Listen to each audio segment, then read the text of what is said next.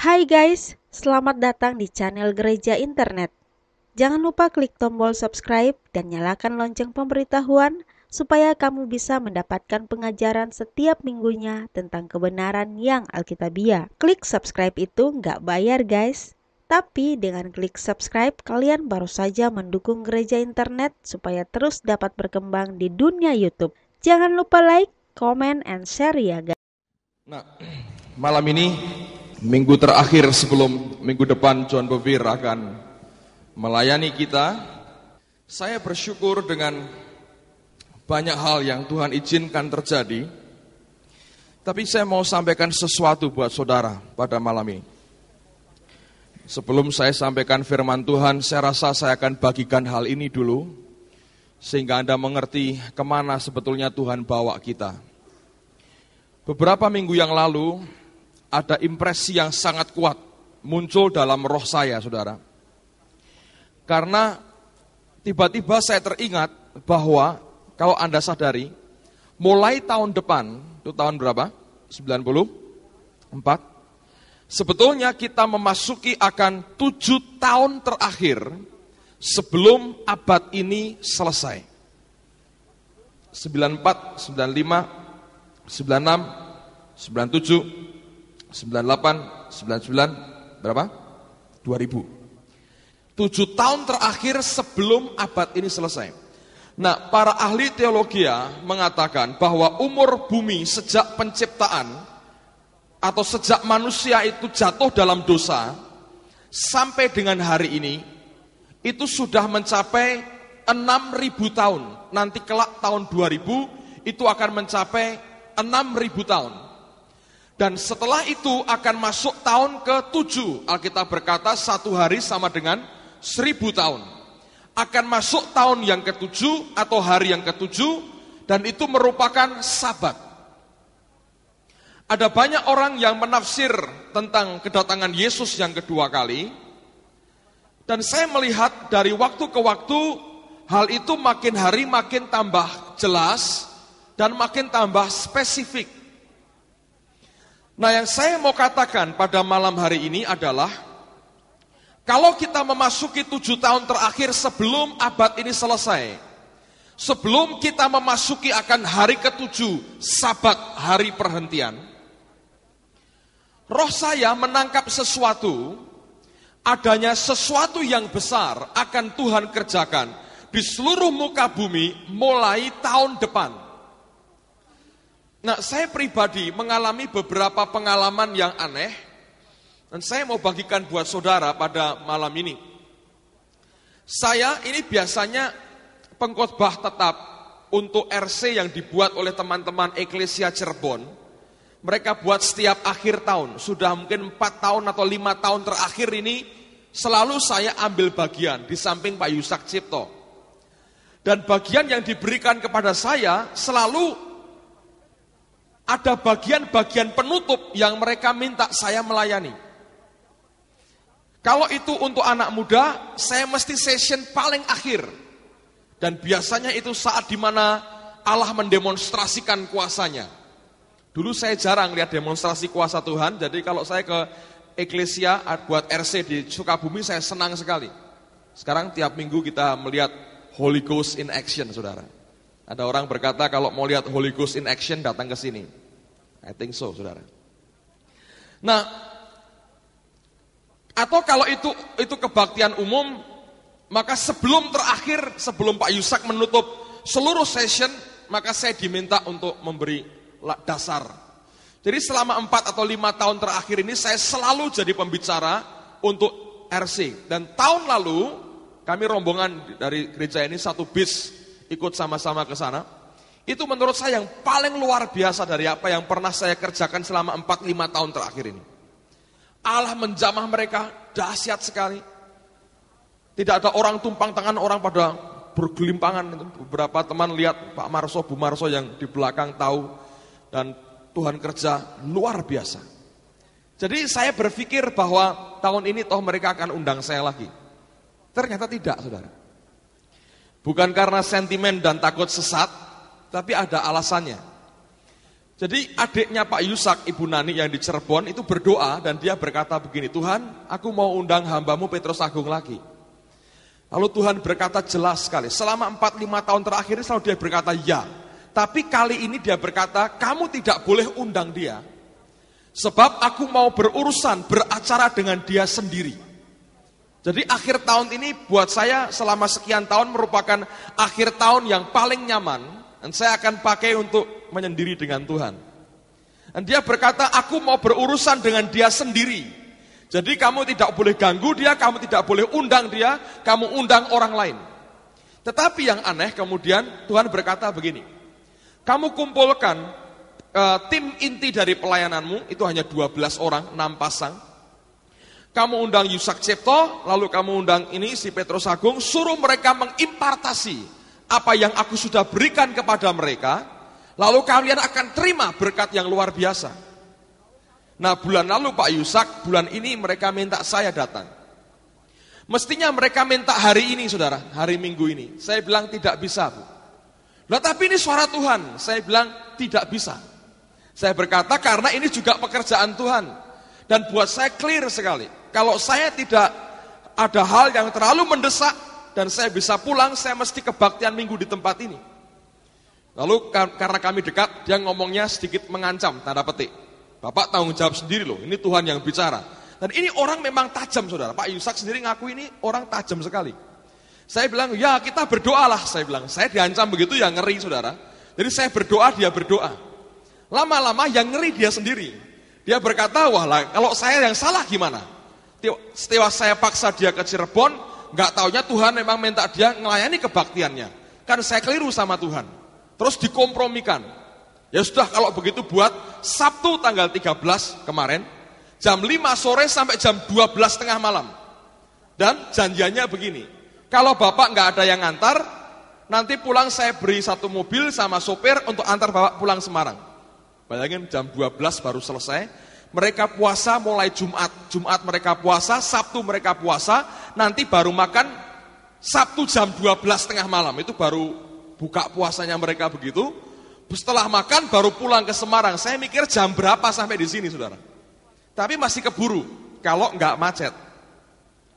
Dan ternyata saya berdoa, Tuhan berkata ajak beberapa teman untuk bersama-sama dengan kamu. Lalu saya ajak, kami berangkat kemarin orang berapa?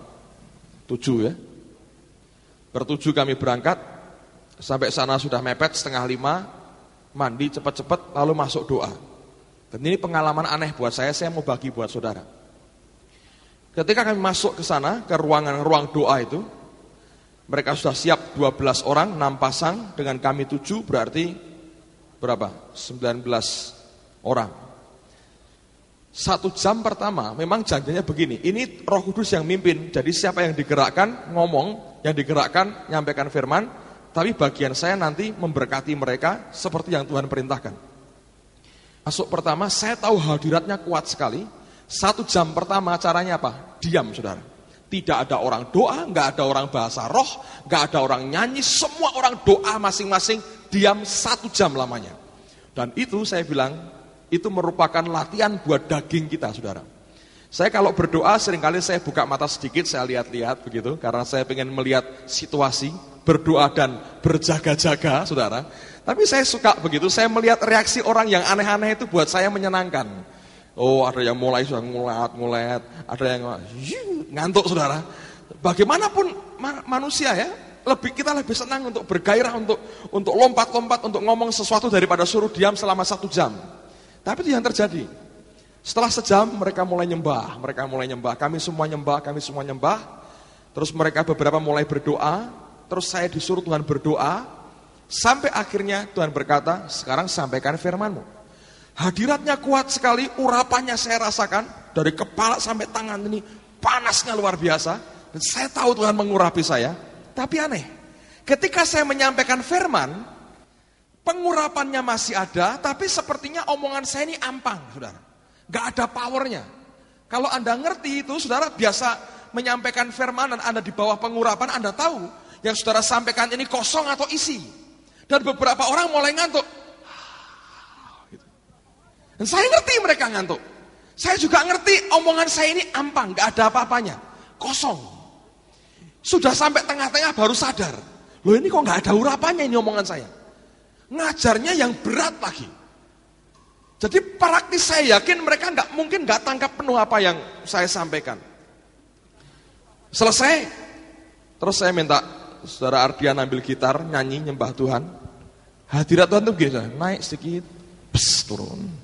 Naik lagi, bes, turun. Naik lagi, bes, turun. Saya bilang, ini mau surah apa setelah itu? Nggak bisa apa-apa. Sampai akhirnya saya doa, kami nyembah, saya doa lagi.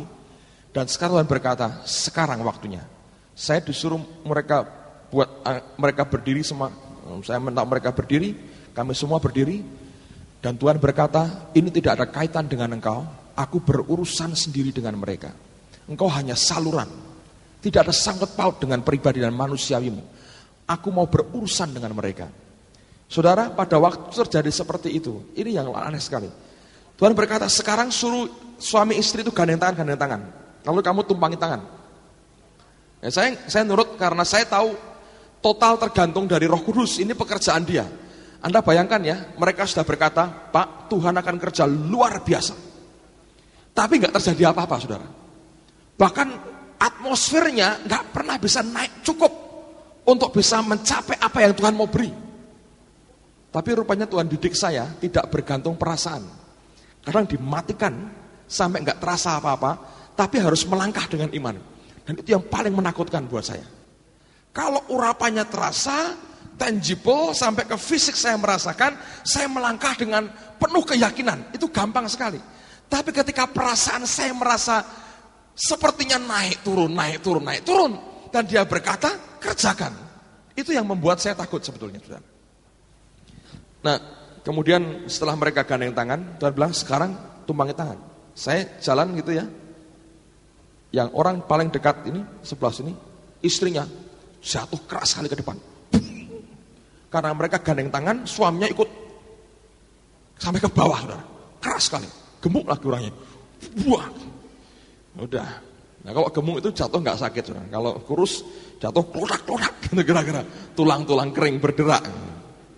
Ya, saya ngomong gitu karena saya nggak kurus, saudara. Kemudian saya tumpangi tangan kepada beberapa orang. Ada yang sampai goncang sekali badannya. Beberapa jatuh karena mereka nyandar tembok, nggak sampai benar-benar jatuh. Lalu selesai. Terus begini, Tuhan berkata gini, dan waktu selesai, ini aneh.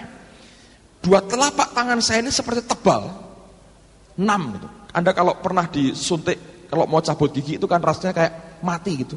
Ini seperti tebal sekali. Dan Tuhan berkata, doakan sekarang teman-temanmu sendiri. Jadi saya suruh mereka gantian maju ke depan, dan Tuhan jamah mereka. Selesai, kami bahasa roh, dia kerja sendiri. Pimpinannya itu adiknya Pak Yusak itu jatuhnya itu ke samping. Keras sekali. Bangun tuh kayak orang bingung, saudara. Keras sekali. Dan itu menghantam sedikit salah satu temannya. Boom. Kira-kira 2 menit kemudian yang sebelahnya. Boom. Keras sekali. Saya kalau lihat orang itu keras tuh agak sedikit sir di hati saya itu karena itu lantai keras, saudara. Dan Tuhan kerja luar biasa. Fantastic. Saya malam di mobil saya diskusi dengan beberapa teman, fenomena apa yang Tuhan kerjakan. Tapi ini luar biasa. Dan hal yang kedua, ini yang sedang terjadi. Oh, saya senang dengan cara yang satu ini, luar biasa. Apa itu, saudara? Anda tahu, saya bacakan di dalam Injil Markus ya. Satu kali Yesus ada orang lumpuh yang dipikul oleh 4 orang temannya di Kapernaum. Okay? Lalu mereka buka atap karena terlalu banyak orang. Terus kemudian diturunkan dari atas ke bawah. Ketika diturunkan dari atas ke bawah, Yesus akhirnya berkata, Yesus melihat iman mereka. Terus dia berkata apa? Dosamu diampuni. Nah, beberapa orang Farisi ngomel dalam hatinya. Orang kok ngampuni dosa orang? Apa ini enggak menghujat Allah? Siapa orang berani begini? Alkitab berkata, and at once Jesus becoming fully aware in his spirit. Dan segera Yesus bisa sadari penuh dalam rohnya apa yang mereka katakan dalam hati, saudara. Ketika saya baca Tuhan, ini luar biasa. Yang di hati orang, Yesus bisa mengerti. Oh, saya berkata, ini model begini, doa, konseling, gak usah lama-lama, saudara. Langsung, nembak dosa. Saya perhatikan, Ibu Indri itu gitu. Kalau Anda yang pernah konseling sama dia, Anda pernah kena batunya pasti. Duduk, dia gak pernah mau dengar keluhan orang. Tidak pernah. Kamu berzina, gitu aja. Oh enggak, iya. Hari ini jam sekian kamu berzina. Ya, ketahuan. Oh saya suka itu, saya suka. Dan saya mau ngomong pada saudara. Orang Kristen itu kurang ajar sekali. Kita ini seperti F-16, ngerti saudara? Anda tahu, zaman perang modern ini, rudal anti pesawat terbang itu bukan ngejar barang, tapi ngejar apa? Ngejar hawa panas di belakang daripada pesawatnya. Itu kan mengeluarkan semburan api. Tuh. Nah, rudal itu diatur untuk ngejar akan hawa panas ini. Jadi kemanapun pesawat boleh muter-muter, boleh jempalitan, ini rudal ngikuti aja di belakang. Pokoknya selama kamu lengah sedikit, dia akan masuk meledak pasti. Nah, tetapi pesawat yang canggih sekarang gini, saudara. Mereka punya senjata, apa itu? Mengeluarkan hawa panas tiruan. Yang sama derajatnya, panasnya dengan hawa panas ekor daripada pesawat. Yang semburannya itu sekian derajat, dia buat begitu, dilemparkan ke samping. Jadi kalau dikejar peluru kendali, ini pesawat bisa nembakkan hawa panas ke samping. Bum! Nah, peluru kendali akan terkecoh. Oh, ke sana, dikejar. Buang meledak ke sana, pesawatnya aman. Nah, orang Kristen begitu. Kalau konseling dengan orang, ngerti ada dosa, dia ngerti ini bahaya. Ketahuan, rahasiaku terbongkar, wajah malaikatku sudah gak laku lagi. My innocent face, wajah tanpa dosaku gak laku lagi. Makanya saya bilang saya gak impress dengan wajah tanpa dosa sekarang. Orang yang punya wajah tanpa dosa, biasanya dosanya paling banyak, dia sembunyikan. Nah ini banyak orang Kristen begitu. Begitu ketemu hamba Tuhan, lalu hamba Tuhan berkata, saya kok merasa ada yang gak enak dalam hidupmu segi ininya. Oh ya, ngerti dia, wah ketahuan repot ini. Langsung dia keluarkan cerita yang memang sedikit ada rahasianya, tapi bukan itu sebetulnya. Ya saya melihat ini pada waktu itu jadi trauma dalam hidup saya, dia tembakkan hawa panas. Kalau bukan Roh Kudus yang bekerja, hamba Tuhan kan manusia, terkecoh kan, wah ya ini agak serem sedikit, tapi tidak menyangkut dosa intinya. Nembak, nah makanya bertobat, ya nangis, doakan ya, iya dalam hati, ketipu kamu, bukan itu dosaku sebetulnya, nih masih di sini. Nah ini banyak orang Kristen F-16 rupanya saudara ngerti, canggihnya luar biasa, menghindari Tuhan dan firman-Nya, wah pinter, kalau sudah kepepet keluarkan itu gasnya, boom gitu, hamba Tuhannya terkecoh. Nah, aman lagi, pasang topeng Sri Kandi lagi. Nah, tenang sekali saudara. Saya mau beritahu buat saudara, tapi saya suka dengan Tuhan. Apa yang dia kerjakan akhir-akhir ini? Oh, saya senang sekali saudara. Dalam pelayanan, kalau bohong, ketahuan saudara. Kamu bohong ini, masih ganjel tuh sini saya. Enggak Pak, tapi ini. Ya enggak tahu, masih ganjel tuh saya bilang. Ngaku loh saudara akhirnya. Saya senang. Ada lagi yang gak pernah ketemu sebelumnya, tembak aja langsung.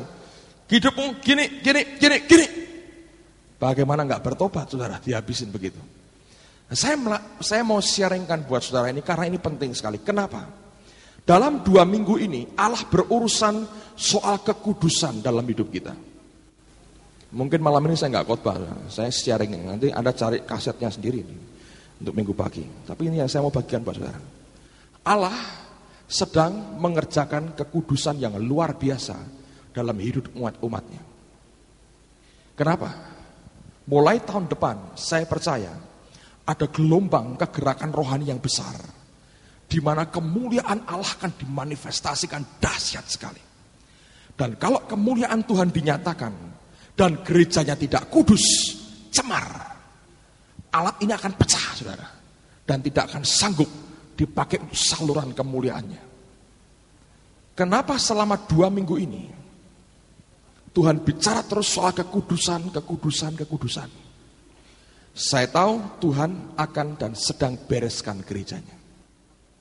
Banyak orang Kristen, saya mau katakan jujur buat saudara, dalam hidupnya sebagai anak muda, orang tua tidak hidup dalam kekudusan.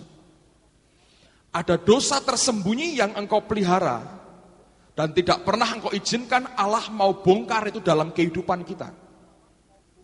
Sekarang ini banyak orang yang hidup dalam kecemaran. Dan saudara dengar baik-baik. Kalau engkau hidup dalam kecemaran dan bukan dalam kekudusan, saudara tidak akan pernah bisa sanggup untuk menerima kemuliaannya yang begitu besar yang Tuhan akan beri di tengah-tengah kita. Saya yakin proses pengudusan di tengah-tengah kita akan terus berjalan sampai dia punya umat yang cukup, yang dia berkata, dengan umat ini aku akan gerakkan, aku akan buat kegerakan di antara gerejaku. Sebelum umat itu cukup jumlahnya, dia akan terus kejar dan dia akan terus cari. Dan saya mau katakan buat saudara, malam ini saya mau doakan setiap saudara yang berkata, aku mau punya perasaan jijik dan muak terhadap dosa. Karena begini, dosa ada dua macam. Ada dosa yang sama sekali tidak ada nikmatnya dalam daging kita. Apa itu? Kalau Anda marah-marah atau benci pada orang atau dendam pada orang lain, gak ada nikmatnya sama sekali. Tapi ada dosa-dosa yang tertentu yang membuat daging kita nikmat, terutama dosa-dosa yang menyangkut masalah seksual. Saudara masturbasi, dagingmu nikmat sekali.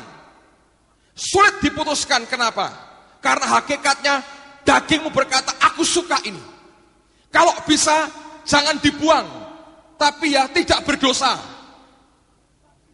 Engkau berzina dengan pacarmu, belum diberkati. Alkitab berkata dalam kitab Kejadian, Allah menciptakan laki-laki dan perempuan, Tuhan memberkati mereka, baru berfirman, beranak cucu, bertambah banyak, penuhi bumi. Baru dia berkata, taklukkan itu.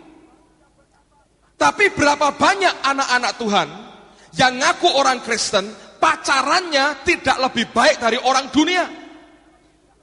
Baru sebulan, baru 3 minggu ketemu, sudah ciuman, sudah pegang-pegang, sudah berbuat yang tidak senonoh. Ingat saya katakan, hakikatnya manusia, dari batas leher sampai lutut, tidak mau dia berikan dan lihatkan kepada orang lain, kecuali kepada suami atau istrinya. Setiap pelanggaran seksual seperti itu sebetulnya merusak akan jiwamu sendiri. Dan itu najis dan kotor di hadapan Allah. Tapi berapa banyak hari ini orang yang mengaku dirinya anak Tuhan, belum ada berkat Allah dalam rumah tangganya, sudah berzina. Dan orang tua saya beritahu, menurut survei yang ada, sebagian besar perzinahan anak-anakmu terjadi kapan? Di rumahmu sendiri. Itu artinya untuk setiap orang tua, jangan mudah tertipu dengan segala macam bentuk kepalsuan yang seringkali muncul di tengah-tengahmu. Kalau sepengetahuanmu baik, belum tentu baik, saudara. Kenyataan faktanya begitu. Perzinahan terjadi di rumah orang tuanya sendiri. Apa yang menjamin kita hari ini sebetulnya? Kotor sekitar kita. Dan saya mau katakan begini, ini merupakan misteri Tuhan. Allah berkata, mereka bukan lagi 2, tapi 1. Pribadinya 2, Allah berkata 1. Seperti apa pernikahan itu? Dengar baik-baik. Pernikahan itu seperti seorang apoteker nyampur 2 bahan untuk dijadikan obat. Itu 2 jadi 1. Ada bahan A dan bahan B. Kalau bahan ini dicampur, itu akan jadi obat yang manjur. Tujuan pernikahan adalah otoritas, bukan memuaskan hawa nafsu seksual kita. Tidak. Tujuan pernikahan adalah otoritas. 2 orang dicampur, 2 menjadi 1. Nah, sekarang saudara, kalau ada suami istri, laki-laki perempuan menikah dengan berkat Allah, Tuhan berkata, mereka bukan lagi dua, tapi satu. Kapan terjadi penyatuan itu? Waktu hubungan seks terjadi. Buktinya, Petrus Paulus berkata, kalau seorang laki-laki bersatu dengan wanita cabul, dia satu daging dengan dia. Artinya hubungan seks itu membuat hidupmu dicampur dengan hidup orang lain. Dan Allah sebetulnya berkehendak, hidup kita suami dengan istri ini betul-betul punya otoritas, punya kuasa. Untuk membuktikan gampang sekali.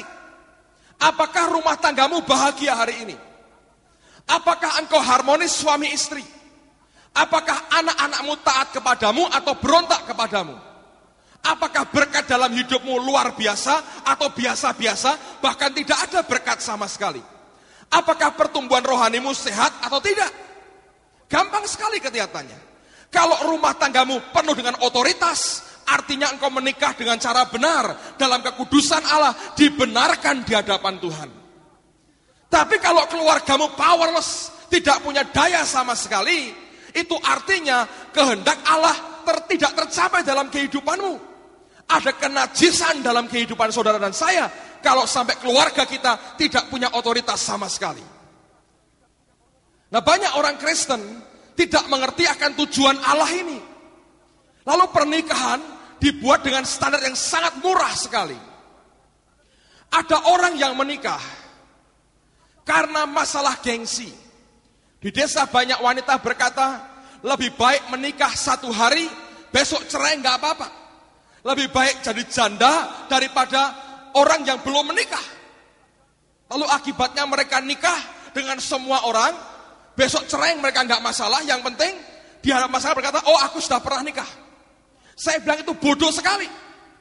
Tidak semurah itu hidupmu sebetulnya. Ada orang menikah karena desakan orang tua. Orang tua berkata, kalau punya anak perempuan banyak, ayo kawin semua, cepat. Kenapa? Nanti kalau lama-lama memberatkan ekonomi rumah tangga orang tua. Yang makanya banyak suruh kawin cepat, saudara. Supaya ngirit rumah tangganya. Jangan tertawa, itu betul terjadi. Saya pernah lihat, saya pernah dengar itu.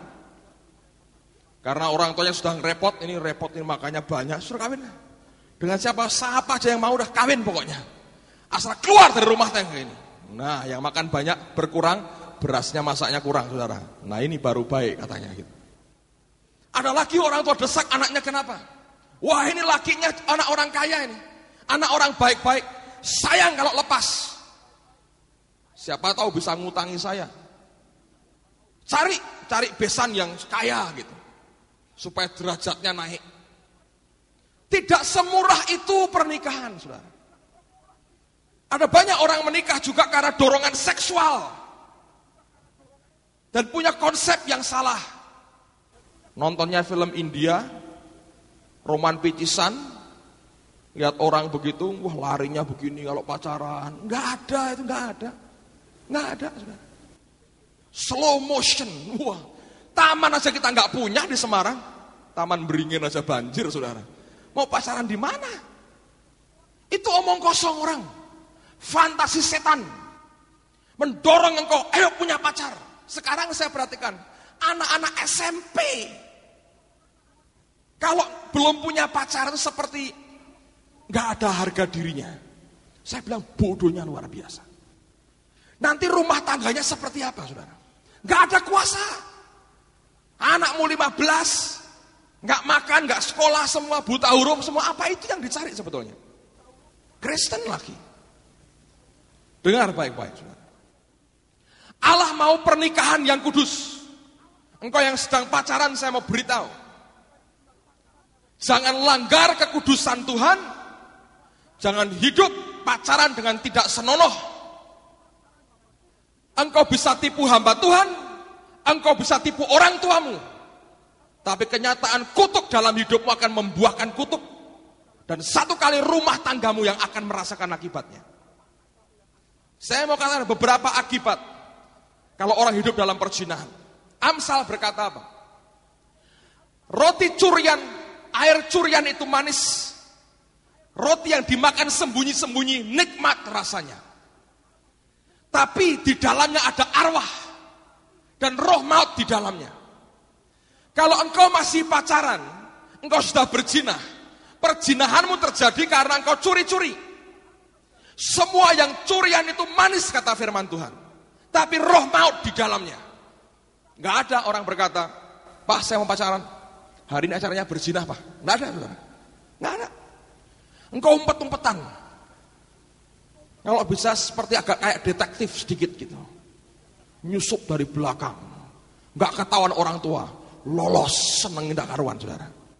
Tapi dengar, kalau pacaranmu seperti ini, begitu engkau nanti kawin, engkau akan berhubungan dan tidak lagi curi-curi, dilegalisir, kenikmatan rumah tanggamu hilang. Lihat Amnon dan Tamar. Tamar diperkosa Amnon, begitu kemauannya tercapai, sembunyi-sembunyi tercapai. Dia bencinya luar biasa, melebihi cintanya sebelumnya.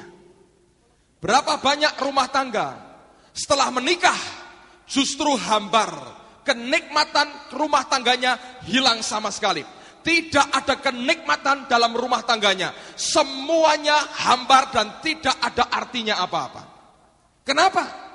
Karena sebelumnya engkau pacaran tidak sehat, engkau najis, engkau kotor, tidak senonoh yang engkau buat, engkau kerjakan dengan sembunyi-sembunyi. Engkau pikir tidak ada orang tahu, tapi Allah mengerti. Setiap yang engkau tabur akan engkau tuai. Berapa banyak rumah tangga yang kemudian jadi hambar, dan cinta bahkan tidak ada. Bahkan kau berkata kalau bisa aku gak dapat dia. Kalau ribut berkata, mestinya aku gak dapat kamu. Dulu lurah yang lamar saya, bukan RT kayak kamu. Itu saudara. Dulunya sembunyi-sembunyi, begitu dilegalisir, hilang semua kenikmatannya. Dosa yang menguasai, saudara. Nah, banyak orang Kristen berkata begini, wah itu kan masa lalu saya. Apakah setelah engkau berzina, lalu engkau menikah, berarti selesai dosamu? Tidak. Sebelum engkau bertobat dari dosamu itu, dosa yang engkau buat sebelum engkau menikah, perzinahan itu tetap ada. Sebelum engkau ngaku confess di hadapan Tuhan dan bertobat dengan pertobatan seperti Petrus dan bukan seperti Yudas. Banyak orang begini, saudara. Alah berzina, setelah itu nanti kita kawin. Kan Tuhan maha baik, kita minta ampun, Tuhan mengampuni. Saya pernah dengar orang begini, saudara. Ini kumpul kebo, laki perempuan kumpul kebo. Setelah berzina, lakinya berkata, ayo kita berdoa minta ampun. Ya Tuhan, kami minta ampun dari semua dosa kami. Kami sekarang manusia baru, ciptaan baru. Yang lama berlalu, yang baru kini muncul. Haleluya, aku bersih, kami suci kembali. Amin. Begitu. Omong kosong. Besok berzina lagi, ngomong ngaku dosa yang sama lagi. Apakah itu pertobatan? Saya bilang tidak. Itu mempermainkan anugerah Allah dalam hidupmu. Sampai engkau hancur hati, engkau jijik, engkau muak melihat perbuatanmu sendiri, dan engkau menjerit kepada Allah. Itu pertobatan yang sebenarnya. Alkitab berkata jangan mempermainkan Allah. Yang engkau tabur akan engkau tuai. Kenapa banyak hidup rumah tangga diberkati? Karena perzinahan. Maleakhi berkata, Tuhan berkata, aku tidak pernah mau terima persembahan dan korbanmu. Kenapa? Engkau berkhianat, engkau menyeleweng, engkau tinggalkan istrimu, engkau berzinah dengan wanita lain, engkau berkhianat, kata Tuhan. Aku tidak mau terima persembahan daripadamu. Dan berkat Allah terhalang dalam kehidupan kita. Dibutuhkan pertobatan yang sejati, keluar dari hati yang hancur, berkata, Tuhan aku salah, jerit dengan Tuhan. Dan berkata, aku muak, aku benci dosa ini. Dan engkau berpaling dan tidak engkau ulang lagi dalam hidupmu. Kalau dosa minta ampun, dosa minta ampun, dosa minta ampun, engkau hanya mempermainkan akan anugerah Allah. Saudara, dan akibat berikutnya, otoritas dalam keluarga tidak ada, berkat Tuhan tidak ada, pertumbuhan rohani macet, dan tidak ada kemajuan sama sekali. Ada orang berkata, well, saya kan nggak pernah pegang perempuan, lihat perempuan aja takut. Yesus berkata, engkau lihat wanita yang bukan istrimu, engkau mengingininya, engkau sudah berzina dengan dia di dalam hatimu. Saya berdoa, malam ini saya mau berdoa supaya ada rasa jijik dan muak terhadap dosa keluar dari rohmu, bisa menikmatinya. Sementara engkau pakai ayat yang berkata, kalau engkau berdosa, engkau mengaku dosamu, Dia Allah secara adil, Dia mengampuni. Engkau pakai ayat itu. Tetapi pertobatan yang sejati akan membuat engkau berpaling dan tidak melakukan akan dosa yang sama di dalam kehidupan saudara. Kan sebetulnya mau bongkar dosamu lewat orang lain. Hakikat Tuhan tidak begitu, saudara. Tidak perlu pakai nabi untuk tunjuk dan telanjangi engkau di depan orang lain. Kalau engkau berani berjujur dan terbuka di hadapan Dia. Problemnya F16 kita canggihnya luar biasa. Nah, Allah berkata kalau tidak aku bongkar, aku tunjuk, tidak mau bertobat. Enggak ketahuan, bam, dosamu di sini. Kita enggak mau ngaku. Saya berkata, banyak orang senang pengurapan, banyak orang senang hadirat Tuhan. Alkitab berkata, beban dan dosa itu dua yang tidak mungkin dipisahkan. Engkau berteriak, bebanku berat. Saya berkata, periksa diri dulu. Apakah ada dosa dalam hidupmu? Saya yakin pasti ada. Setiap orang yang menjerit karena bebannya berat, tidak pernah selesai. Ada dosa yang bercokol dalam hidup yang tidak pernah mau kamu bereskan di hadapan Tuhan. Dan malam hari ini, dengar baik-baik saudara. Allah mengasihi kita dengan kasih yang luar biasa. Tidak ada orang yang hidup dalam dosa bisa nyaman di tengah-tengah kami Tuhan. Beri mereka dua pilihan. Bertobat sungguh-sungguh atau engkau lempar keluar. Dua kali lipat dari yang pernah Dia beri zaman Kisah Rasul. Hujan awal, hujan akhir Dia berikan semua. Kalau baru kejadian Kisah Rasul aja orang menipu Roh Kudus mati saudara. Saya berdoa setiap Anda bisa mengerti apa yang saya sampaikan. Karena ini kehendak Tuhan buat kita. Semua tunduk kepala. Kita berdoa sama-sama. Berapa lama engkau mau coba tutupi dirimu? Ini orang lain punya busuk di dalam dan perlu dibongkar, dibereskan di hadapan Tuhan. Menghargai sudah lebih dari 30 saudara yang minta didoakan dilayani dalam 2 minggu ini. Saya menghargai kejujuran teman-teman ini. Karena itu artinya bukti kerendahan hati dan kehancuran hati. Saya tahu Tuhan akan memberkati saudara. Tapi ada orang yang hidup dalam dosa. Engkau pakai ayat-ayat yang menunjukkan pengampunan Tuhan untuk melegalisir dosa yang terus engkau buat. Alkitab membedakan antara jatuh dalam dosa dengan hidup dalam dosa. Jatuh cuman sekali. Kalau hidup engkau berulang-ulang kerjakan terus sebagai habit, kebiasaan. Engkau berkata itu sudah masa laluku. Pernahkah engkau bertobat sungguh dari hal itu dalam kehidupan saudara?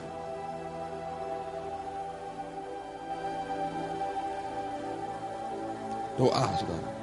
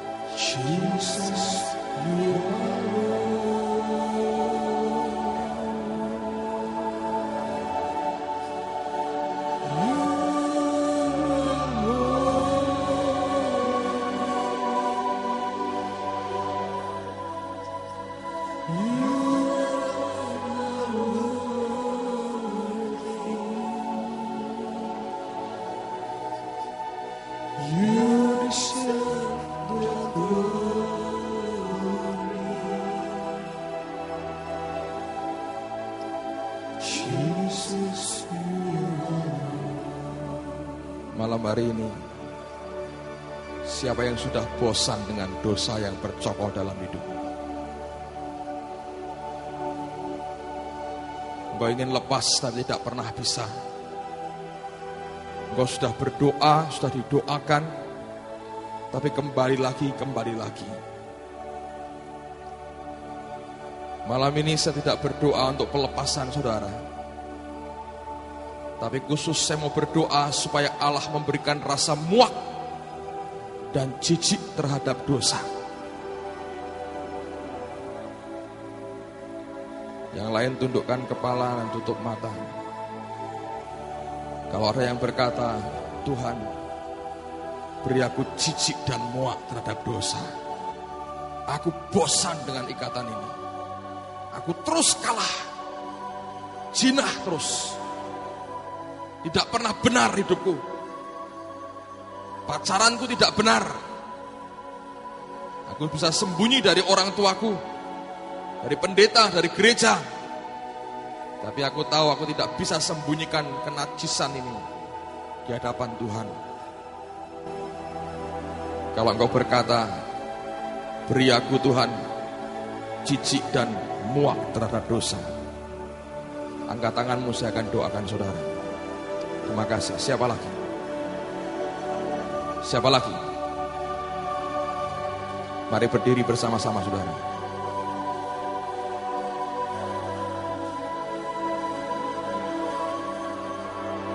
Saudara yang mau didoakan, saya undang maju ke depan.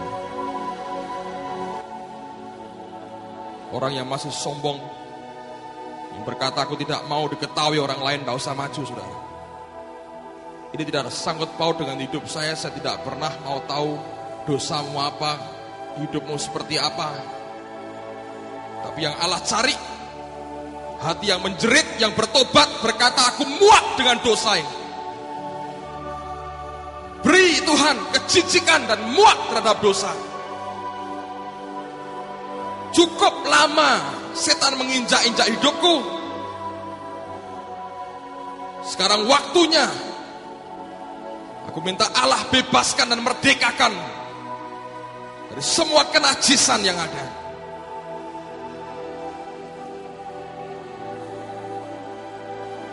Mari angkat tanganmu saudara, katakan lagi, you are holy. You are holy.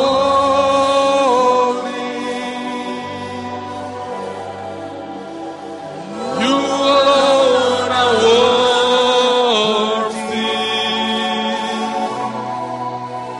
You deserve the glory.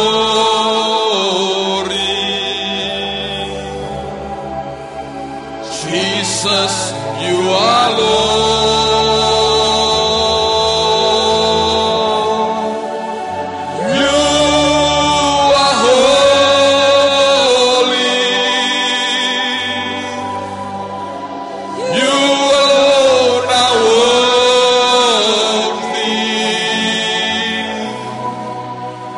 You deserve the glory.